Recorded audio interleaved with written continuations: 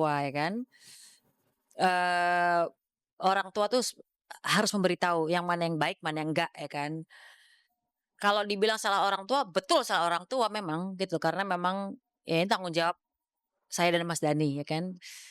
Nggak apa-apa memang itu bagian dari part yang harus kita terima bahwa dulu kan bukan dalam kesengajaan dia membunuh orang ya kan, ada korban yang meninggal, tapi bukan karena dulu sengaja untuk membunuh, tapi, aku bilang pelajari aja para nabi.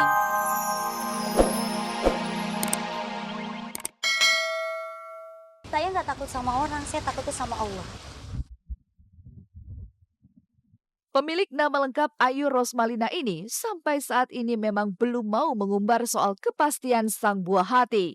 Bahkan masuk tidaknya nama NG di akte kelahiran buah hatinya baru terbongkar belakangan. Meskipun ia belum mendaftarkan secara sah ke Dinas Pencatatan dan Kematian Kota Depok. Nama itu bebas, asal jelas ditulis nama bapaknya siapa. Kalau ditulis nama bapaknya Rasak, itu tentu menjadi masalah.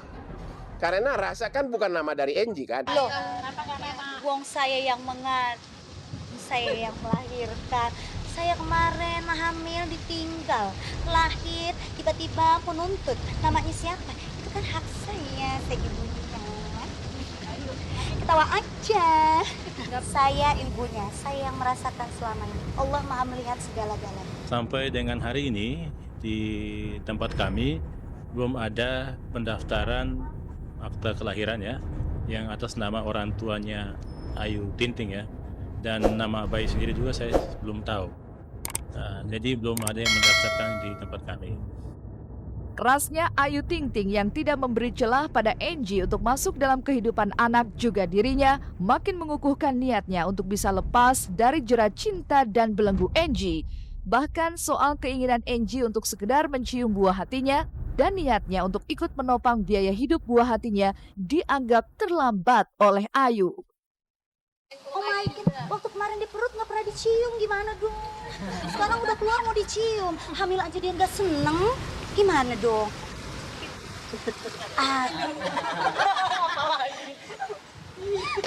Ketawa aja.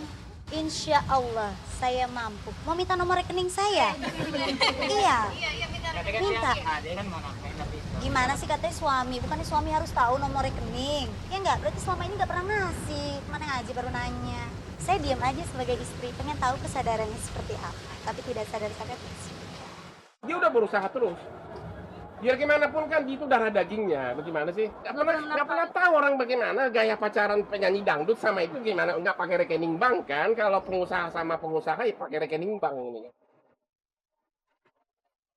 Ayu memang tak ingin lagi menoleh ke belakang. Nelangsanya ia akibat cinta telah tergantikan oleh bahagia saat ia melahirkan Bilqis Humairah Rozak yang di dalamnya mengalir darah NG. Barangkali berpisah dari NG akan membuat hidup Ayu kembali bergairah. Dan cerai adalah harga mati untuk seorang Ayu Ting Ting saat ini. Dalam Mbak, ya Allah saya ini udah capek ya. Dari hamil saya dikejar-kejar, sampai sekarang saya udah lahir dikejar-kejar. Intinya saya cuma pengen cerai, itu aja. Ya, saya cuma pengen cerai. Jangan buat keramaian atau keberisikan apalagi itu nggak usah. Ya, intinya saya ingin cerai. Ya, saya juga cuma pengen cerai. Saya tidak menuntut apa. Tapi kalau dia berusaha pengen ketemu Saya cuma pengen cerai.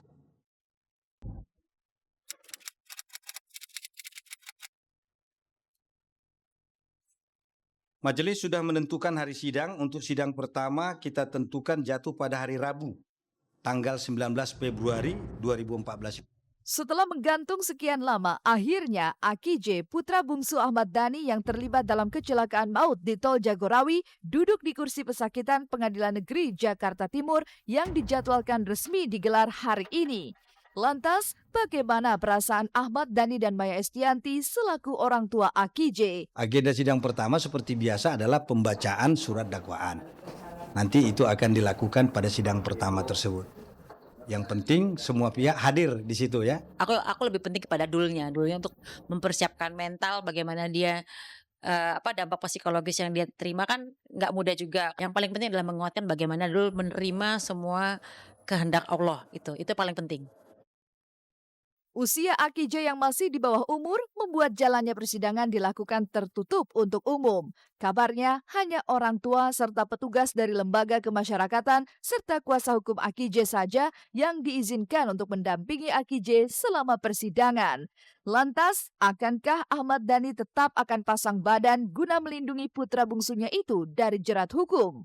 Karena umurnya masih termasuk anak-anak, sehingga perkaranya perkara anak, dan oleh karena itu pemeriksaan perkaranya juga harus dilangsungkan secara tertutup untuk umum. Sebagai perkara anak tentu berbeda dengan perkara biasa ya. Pertama, sidangnya tertutup untuk umum dan dia kewajiban didampingi orang tua atau wali dan juga dihadiri petugas dari Bapas ya, Balai Pemasyarakatan.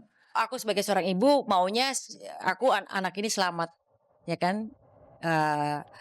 Nggak dapat ujian yang berat-berat gitu loh. Meski sidang perdana yang menyeret dirinya siap digelar, Akij masih bisa hadir dan memainkan bassnya di sebuah acara televisi bersama ayahnya tadi malam.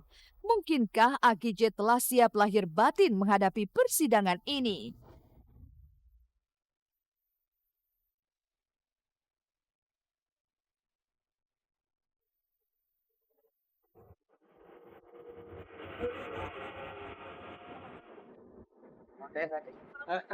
Udah tinggal biasa aja sih.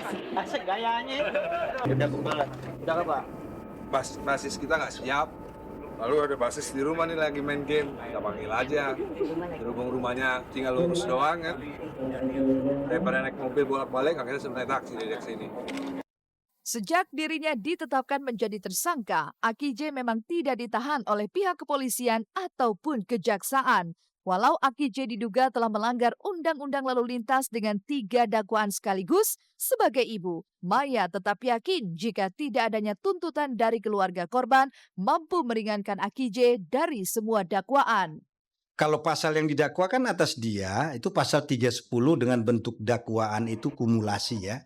Jadi dengan bentuk dakwaan itu ya dakwaan kumulatif pasal 310 ayat 4 dakwaan pertamanya, dakwaan keduanya pasal 310 ayat 2 ayat 3 dan dakwaan ketiganya pasal 310 ayat 1 Undang-Undang Lalu Lintas Angkutan Jalan nomor 22 tahun 2009. Ayat 1 itu paling lama 6 bulan ya, dan atau denda paling banyak 1 juta rupiah. Kalau ayat 2-nya paling lama 1 tahun dan atau denda paling banyak 2 juta rupiah. Dan ayat 3-nya paling lama 5 tahun, denda paling banyak 10 juta rupiah. Ayat 4-nya paling lama 6 tahun, denda paling banyak 12 juta rupiah. Itu ancaman maksimal daripada ketentuan pasal 310 tersebut. Hal tersebut diatur memang di dalam Undang-Undang Pengadilan Anak ya. Akan tetapi yang mana yang akan dilakukan hakim, tentu pertama hakim akan membuktikan dulu apakah perbuatan pidana yang didakwakan itu terbukti atau tidak. Setelah itu kalau misalnya terbukti, baru hakim akan mempertimbangkan pidana apa yang pantas untuk dijatuhkan. Aku sih pesannya mudah-mudahan masalah ini cepat selesai dengan baik, semua pihak puas, sama masyarakat juga, pihak korban. Alhamdulillah pihak korban udah ikhlas semua ya. Itu yang mungkin bisa meringankan dulu karena memang tidak ada, alhamdulillah sampai hari ini belum ada tuntutan dari keluarga korban. Itu yang mungkin bisa meringankan Dul. Peristiwa kecelakaan yang melibatkan Akij memang cukup mengejutkan. Pasalnya, anak berusia 13 tahun mampu mengendarai mobil di jalan tol dengan kecepatan tinggi di saat anak seusianya tengah tertidur lelap. Ironisnya, Akij belum mengantongi surat izin mengemudi. Lantas, benarkah aksi ngebut Akij ini akibat kesalahan Maya dan Ahmad Dhani selaku orang tua yang gagal mendidik Akij? Kalau dibilang Dul tuh juga salah orang tua ya saya memang menerima. Karena memang Dul ini masih di bawah umur dan dia memang tanggung jawabnya orang tua ya kan. Orang tua tuh harus memberitahu yang mana yang baik, mana yang enggak ya kan.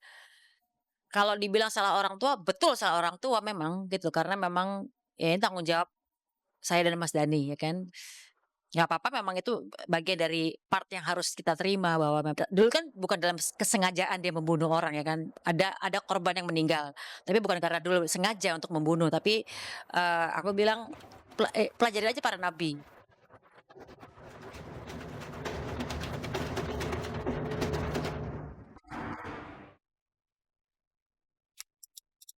Tertangkapnya artis Roger Danuarta di dalam mobilnya di Jalan Kayu Putih Tengah, Pulau Gadung, Jakarta Timur pada Minggu malam 16 Februari.